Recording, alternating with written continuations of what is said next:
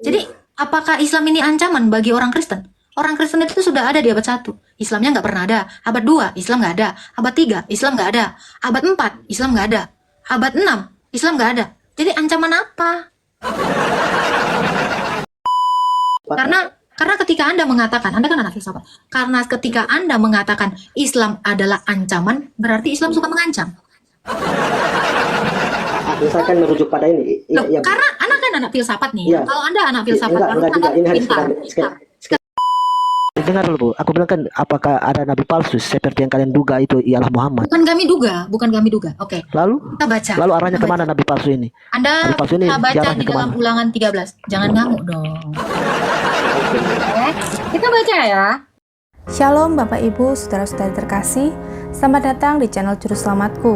Sebelumnya jangan lupa subscribe, like, dan bagikan tentang kebenaran Tuhan kita yang besar, dahsyat, dan penuh kasih. Pembahasan kali ini akan disampaikan oleh apologet yang sangat luar biasa, yaitu Saudari Agatha. Beliau akan berdiskusi dengan umat muslim yang katanya ahli filsafat. Dari diskusi tersebut banyak sekali pembahasan yang seru mengenai apakah Islam ancaman bagi umat Kristen? Dari pertanyaan yang disampaikan oleh umat muslim tersebut merujuk pada meningkatnya mu'alaf yang ada di negeri ini. Dan apakah di Alkitab tertulis adakah nabi-nabi palsu? Umat muslim ini terus mencari kebenaran di dalam iman Kristen, namun belum memahami apa yang disampaikan oleh Saudari Agatha. Sehingga umat muslim yang ahli filsafat tersebut dibikin muntah darah oleh Saudari Agatha. Tanpa panjang lebar, saya ajak Bapak Ibu Saudara-saudari untuk melihat diskusi yang sangat menarik ini, tentunya bisa menambah wawasan dan menguatkan iman kekristenan kita.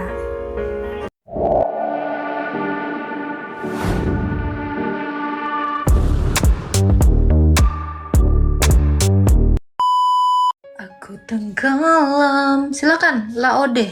Filsafat, anak filsafat. Silakan. Mau nanya, Bu? Boleh. Boleh ya. Boleh. Apakah Ibu percaya Alkitab Ibu adalah kitab yang sempurna dari Tuhan? Enggak. Enggak. Enggak lah. Enggak ya. Kami percaya Tuhan itu datang, bukan Tuhan itu ngasih kitab. Bagaimana, Bu? Bagaimana? Kami ini orang Kristen ini percaya Tuhan itu datang dalam bentuk manusia, bukan dalam bentuk kitab. Kalau gitu aku mau nanya. Karena firman itu jadi manusia, bukan jadi buku. Jadi menurut Ibu kitabnya Ibu sempurna enggak? Nggak ada yang sempurna, cuman Allah. Terus untuk mendapat keyakinan sempurna dari Allah itu dari mana dasarnya, Bu? Kami nggak percaya Allah mana nih, Allah mana nih, Allah mana dulu nih. Yang Bukan Allah saya. Yang Ibu imani sekarang, Yang saya imani, kenapa? dasarnya dari mana kebenaran Ibu dapat? Dari Alkitab atau dari mana? Dari gereja. Gereja. Gereja itu adalah para rasul. Lalu Alkitab apa fungsinya? Alkitab itu adalah ajaran para rasul yang ditulis. Yang ditulis. Ajaran para rasul dan para nabi yang ditulis. Gitu. Hmm. Ini mau nanya sedikit aja toh. Boleh. Apakah di Alkitab ada menceritakan tentang Nabi Muhammad enggak? Gak ada. Enggak ada. Gak ada. Karena Muhammad itu bukan nabi bagiku. Dan Tuhan kami itu Tuhan Yesus nggak pernah mengutus dia. Terus apa dasarnya sampai mengatakan dia bukan nabi? Ya karena memang Tuhan kami nggak mengutus yang di luar dari Israel. Itu yang pertama. Kenapa? Ya karena Allah itu sudah memilih Israel. Dan pada zaman akhir, Ibrani 1 ayat 2, Allah itu tidak lagi berbicara melalui nabi, tapi anaknya sendiri atau Allah itu sendiri menjadi nabi. Itulah yang kami kenal sebagai firman yang jadi manusia, itulah Yesus. Lalu kenapa Allah yang Ibu yakini tidak memberitakan secara gamblang bahwa Nabi Muhammad itu salah satu ancaman iman kalian ke depan? Karena Nabi Muhammad itu bukan ancaman kami, tapi itu adalah penyesat Kok gitu kan? untuk semua bangsa. Iya, artinya gini Bu, secara fakta hari ini kan umat Nabi Muhammad ada salah satu yang terbesar kedua di dunia kan, dan didukung bukti fakta bahwa orang mualaf itu meningkat secara cukup gitu. Oke. Artinya Saya bisa mau bicara kan salah satu ancaman itu. Iya, enggak. Bagi saya Islam bukan ancaman, ya. Karena gini Pak, ya. Enggak, Di bukan abad itu, 1, kata Nabi Muhammad. dengar dulu. Di abad Iya. 1 Islam belum ada. Di abad 2 Islam pun nggak pernah ada. Jadi apakah Islam ini ancaman bagi orang Kristen? Orang Kristen itu sudah ada di abad 1. Islamnya nggak pernah ada. Abad 2 Islam nggak ada. Abad 3 Islam nggak ada. Abad 4 Islam nggak ada. Abad 6 Islam nggak ada. Jadi ancaman apa? Apa yang mengancam orang Kristen? Gitu. Iya, karena apa? Karena Islam ini ya kita paksa aja ya. Paksa aja orang mau menuhankan berhala, batu, pohon, itu boleh-boleh aja. Kami tidak memaksa. Dan Yesus itu tidak bisa diancam oleh apapun. Kenapa? Karena dia adalah Allah yang benar. Ya, tapi kalau manusia mau percaya dengan berhala-berhala selain Yesus, yaitu manusianya memilih untuk mati dalam dosa, binasa dalam dosa. Apakah manusia itu diciptakan sebagai robot? Tidak. Manusia itu memiliki kehendak. Jadi kalau manusianya mau masuk neraka, ya jangan beragama Kristen. Itu. Karena Yesus sudah mengatakan, di luar aku itu semua binasa. Berarti siapa yang mau masuk neraka, ya jangan Kristen. Kalau mau masuk surga, pasti Kristen. Itu aja. Ya sepakat. Artinya menghargai keyakinan seseorang kan. Iya, jadi Islam apakah ancaman bagi orang Kristen? Enggak. Karena kalian itu karena kalau kalian memang itu sekalipun kalau memang begitu mengancam. arahnya Bu, saya sepakat. Karena ketika Anda mengatakan, Anda kan anak filsafat. Karena ketika Anda mengatakan Islam adalah ancaman, berarti Islam suka mengancam. Saya kan merujuk pada ini. Loh, Iya, Bu. karena Anda kan anak filsafat nih. Iya. Kalau Anda anak filsafat, Enggak harusnya juga. Anda Ini hanya pintar. sekedar Ketika nama saja, Anda sekedar nama mengatakan belajar ini. Islam adalah ancaman, harusnya Anda mengetahui agama Anda suka mengancam. Betul tidak? Betul tidak? Nah, anak filsafat harus paham apa diksi yang keluar dari mulutnya. Silakan, Laode GJ. Silakan, Pak. Halo Bu. Silakan. Kenapa saya katakan ancaman Bu? Gini, saya merujuk pada Ananfale 12. saya merujuk pada ini Bu, dengan meningkatnya mualaf kan, agama Kristen pindah ke Islam kan, gitu. Salah satunya itu saya merujuk ke situ Bu. Sekarang gini Pak, kebenaran apakah bisa dihitung dengan kuantitas? Saya enggak juga Bu, saya percaya enggak. Apakah kebenaran bisa dihitung dengan kuantitas? Tidak. Karena kebenaran hanya satu, betul? Yang saya pahami Bu, kebenaran itu dia terungkap saat di hari yang bukan di dunia ini Bu, kalau saya. Kalau begitu manusia akan sangat bodoh Iya, hari ini kita cari ada kebenaran. Karena gini, statement Anda hari kemarin, Anda mencari kebenaran, toh kalau Iya, Anda iya. mencari kebenaran, tetapi kebenarannya baru ada ketika Anda meninggoy, ya dari sekarang Anda mending bikin dosa, nggak usah punya Tuhan. Enggak gitu juga. Satu hal yang Nggak saya gitu kasih juga. tahu, nih, saya akan mengingat setiap diksi orang di sini. Makanya kepala saya ini penuh sekali ya. Ketika Iya, Anda mengatakan kebenaran akan terungkap jika di hari akhir, Anda salah. Iya. Karena sang kebenaran itu telah datang ke dunia. Itulah Nah, Yesus. itu menurut keyakinan Ibu. Bukan itu saya menurut hargai. keyakinan saya. Sekarang saya tanya, apakah benar manusia itu dari mati bisa bangkit? Ini kebenaran. Makanya saya bilang, yang sesuatu dikatakan benar itu terbukti. Iya kan? Kalau manusia mati lalu dibangkitkan, ini ada kebenarannya di dalam kitabmu, maka hanya Tuhan saya satu-satunya yang membenarkan kebenaran itu dengan membuktikannya. Anak filsafat, harusnya Anda ngerti anak filsafat. Anak filsafat bro, saya mah majas saja nggak ngerti. Enggak, ini baru belajar dulu saya sih. Oke. Ya. Coba sekarang saya tanya Anda, Allah itu kebenaran nggak? Kebenaran. Oke. Apakah Allah belum datang di abad 7? Udah. Anda kalau mengatakan kebenaran itu nanti ketika mati, berarti selama ini Allah Anda itu tidak pernah ada datang kepada Nabi Anda. Kenapa? Karena Allah Anda bukan kebenaran. Seperti itu toh? Enggak.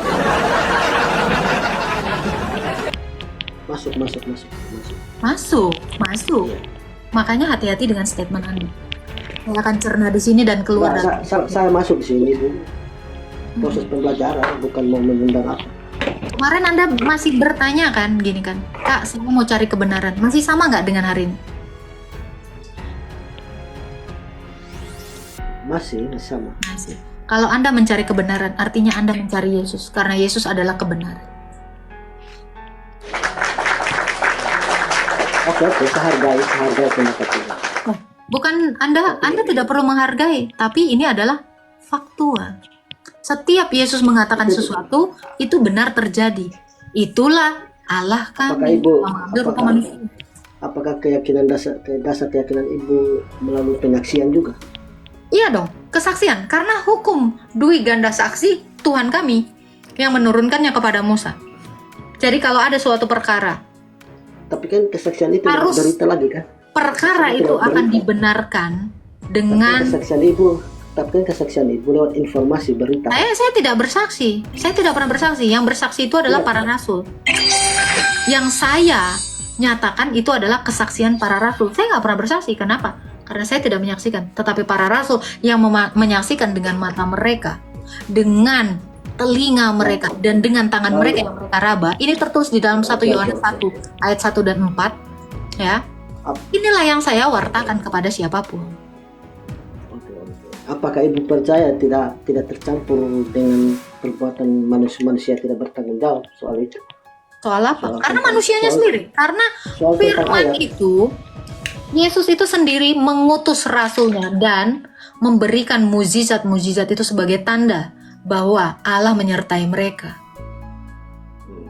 Bahkan, coba bayangkan, Tuhan Yesus itu memberikan kuasa kepada Rasul Paulus dan Petrus untuk menghidupkan orang mati.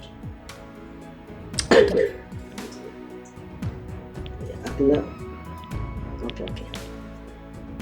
Boleh, masuk. Sekarang saya tanya Anda, Pak. Anda anak filsafat, sekarang saya tanya Anda. Apakah Allahmu ada? Secara keyakinan ya? Secara logikamu juga, secara logika dan imanmu. Karena imanmu sekarang gini, kalau Anda hanya mengatakan secara iman, berarti Anda tidak menggunakan logika beriman. Kalau Anda, saya tanya, apakah Tuhanmu ada? Pasti itu secara iman dan logikamu. Ada. Oke. Saya tanya, kalau Allahmu itu ada di abad keempat, di mana dia berada? Di abad keempat. Di mana keberadaan Allahmu? Kenapa tidak ada orang pun yang mengatakan dia ada di abad keempat? Seperti yang tertulis di dalam Quran. Begitu. Ya saya tanya, kalau dia ada, adakah satu orang yang mengatakan dia ada di abad keempat? Mungkin saya belum membaca ya. Anda tidak perlu membaca, Anda menggunakan logika Anda. Secara logika Anda, kalau Anda punya akal sehat.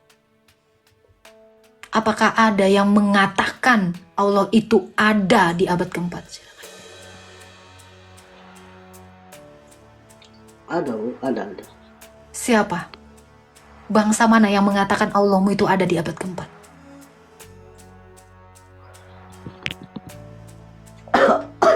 Sabar Bu. Jangan muntah darah. Jangan muntah darah. Jangan retak dulu ginjal. Pak, jangan retak dulu ginjalnya. Nanti ginjalnya retak. Ya. Ini Bu. Minum. Secara pemahaman saya Bu, Tuhan kalau di Al-Quran ya, siapa saya di Al-Quran itu Allah sendiri yang memperkenalkan dirinya sebagai Tuhan. Di mana? Kepada Muhammad. Di mana tertulis dia memperkenalkan dirinya kepada Muhammad sebagai Tuhan? Adakah dalilnya di dalam Al-Quran? Ada Bu. Mau ditunjukin cuman hanya satu HP ini. Apakah artinya Jibril adalah Allahmu? Bukan. Lalu Jibril siapa yang malaikat. ditemui Muhammad? Allah memberikan wahyu kepada Muhammad Lalu melalui mengatakan Jibril. dia memperkenalkan dirinya kepada Muhammad. Apakah dia Ya, datang langsung kepada Muhammad? Lewat wahyu Bu. Saya tidak tanya itu. Statement Anda katakan Allah itu memperkenalkan dirinya kepada Muhammad. Kapan hari dia memperkenalkan dirinya kepada Muhammad? Kalau memperkenalkan diri secara langsung enggak ya Bu ya. Enggak ada. Kalau memperkenalkan diri Apakah secara alammu langsung, tidak sanggup sehingga dia harus diwakilkan?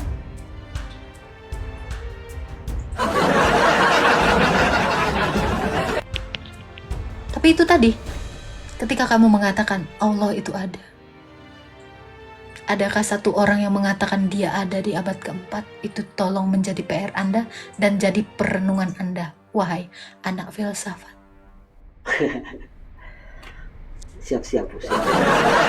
Kita masuk di sini kan cuma mau pembelajaran saja. Baik, tidak apa-apa. Karena Tapi apa? banyak.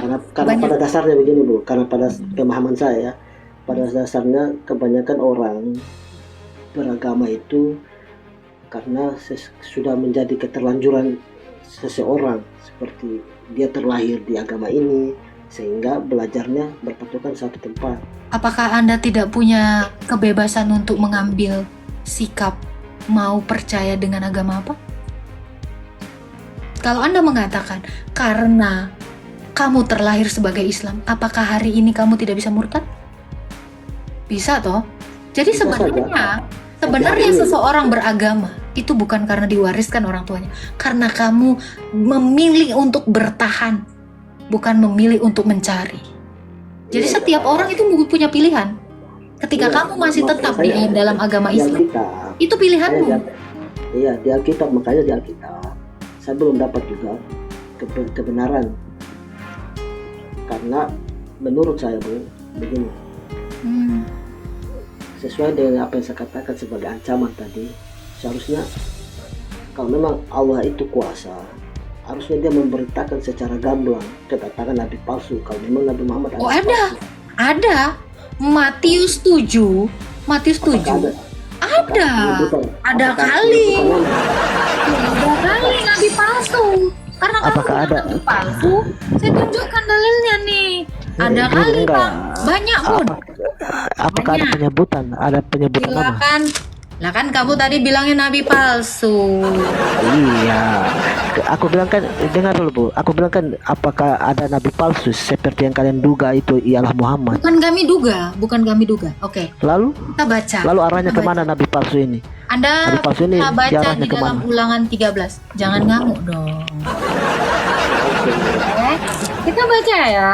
Nih, kita baca sama-sama Ulangan 13. Oke, dikatakan, mungkin saja di tengah-tengah kamu muncul seorang nabi atau pemimpi, dan ia memberitahukan kepadamu suatu tanda. Tanda-tanda. Lanjut dulu. Punya.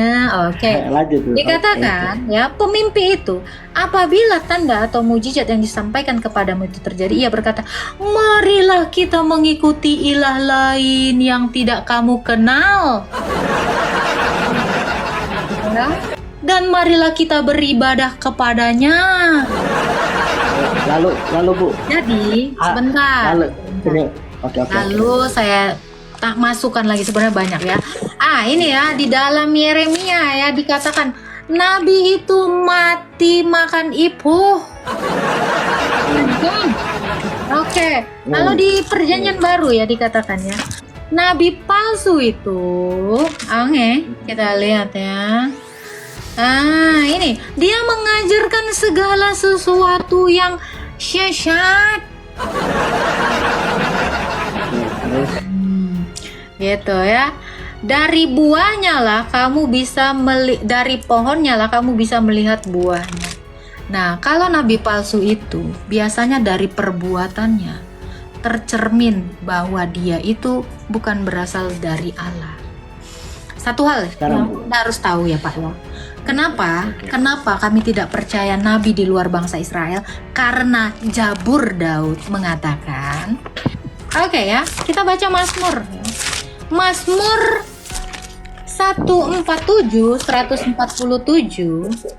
ayat 19 dan 20. Iya, Allah, ini kata Daud. Allah memberitakan firman-Nya kepada Yakub, ketetapan dan hukum-hukumnya kepada Israel. Ia tidak berbuat demikian kepada segala bangsa, dan hukumnya tidak mereka kenal. Jadi, siapa saja yang mengaku nabi kalau tidak dari Israel, itu nabi palsu. Dan nabi-nabi palsu ini Pak tidak mengenal hukum-hukum Allah ya. Contohnya di dalam kitabmu orang Islam tidak pernah menguduskan hari Sabat. Padahal ini adalah hukumnya Allah. Tapi orang Islam nggak pernah kan menguduskan hari Sabat. Itu satu. Jangan bersaksi dusta. Jadi kalau ada orang, contoh Pak Laode, aku bersaksi bahwa Muhammad adalah Rasul. Kapan kau saksikan? Jangan berzina, ya. Jangan berzina, ya. Aduh, berat ini saudara.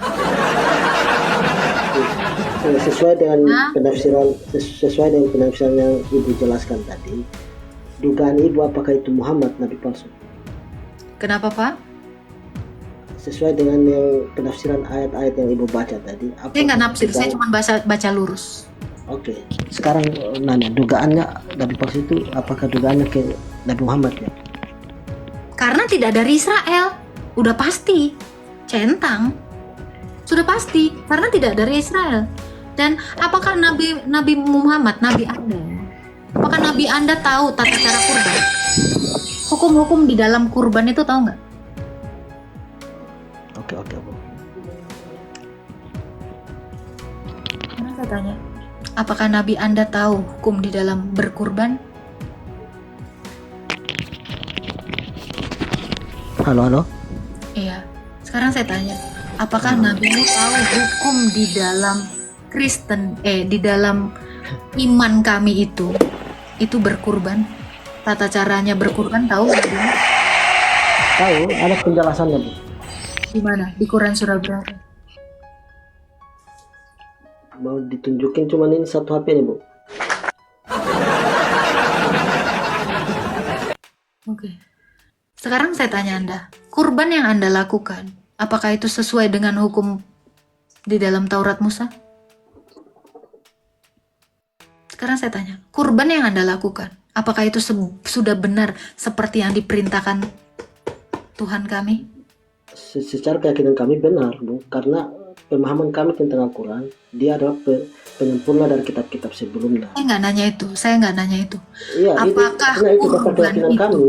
Apakah kurban itu seperti yang diperintahkan Tuhannya Musa?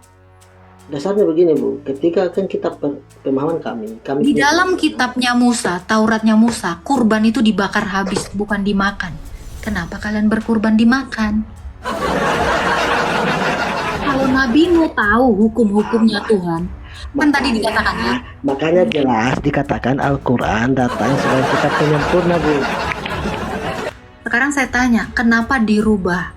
Kurban yang ditetapkan oleh Tuhan untuk dibakar habis, ya, dipersembahkan untuk Tuhan, kenapa jadi dimakan? berubah atau nggak tahu caranya? Ini hukumnya Tuhan. Hukumnya Tuhan bahwa setiap kurban itu harus diletakkan di mezbah dan dibakar habis. Ini hukumnya Tuhan. Nah sekarang saya tanya, apakah nabimu mengenal hukum ini? Loh kalau nggak kenal ya bukan nabi kami.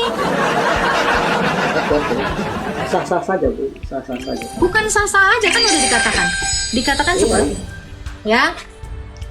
Ia tidak berbuat demikian, hukum-hukumnya dan ketetapan-ketetapannya mereka tidak kenal. Haleluya. Sekarang saya tanya, apakah nabimu itu mengenal hukumnya Tuhan? Itu aja dijawab dulu. Loh kalau dia tidak mengenal hukumnya, ya memang bukan nabi kami. Jangan dikatakan Anda bilang menyempurnakan sementara Allah kami tidak pernah mengisyaratkan bahwa ada penyempurnaan di dalam hukumnya, karena hukum Allah kami udah sempurna. Sesuai yang dikatakan Al-Quran, bagimu agamamu, bagiku agamaku, ya udah. Karena gini, hukumnya orang Kristen Ya, bukan ya, Al-Quran seperti juga. lagu Yura, Pak. Aku tak sempurna, Bisa begini Bu.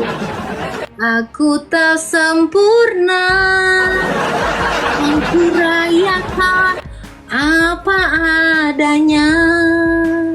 Nah itu Pak. Jadi hukumnya orang Kristen, hukumnya Tuhannya Musa, itu bukan seperti lagu Yura. Itu ya, iya Pak, salam toleransi ya Pak ya. Bagimu agamamu, jangan agamaku kau sempurnakan. Oke, dengarkan ya anak filsafat, ketika Anda mengatakan bagimu agamamu, bagiku agamaku, agamaku jangan kau sempurnakan. Kalau agamamu hanya untukmu, jangan agamamu menyempurnakan agama saya. Kan agama saya buat saya. Saya kan nggak menyempurnakan agama Ibu, ha? Saya hanya bertanya. Tadi cangkemmu bilang, kami kan menyempurnakan. Itu menurut pandangan keyakinan kamu. Enggak, itu keluar dari mulutmu. Saya mengingat setiap apapun di dalam perkataanmu di kepala saya. Ya, bahkan perkataanmu yang kemarin 2 hari lalu pun saya ingat itu. Anda anak filsafat, jadi jangan coba-coba mengatakan agamamu menyempurnakan agama saya, sebab agamamu untukmu saja dan agama saya untuk saya saja. Aku tak sempurna, tak perlu sempurna. Iya, kau kira hukumnya Allah kami Yura? Ya, begitulah penjelasan dari Saudari Agatha. Bagaimana menurut pendapat Bapak, Ibu, Saudara-saudari sekalian setelah melihat video tersebut? Tentu kita semua pasti merasa terberkati dan juga menambah wawasan tentang juru selamat kita, yaitu Tuhan Yesus Kristus. Mari kita sama-sama belajar terus tentang kebesaran dan kebenaran Tuhan Yesus melalui video-video selanjutnya. Shalom dan Tuhan Yesus memberkati.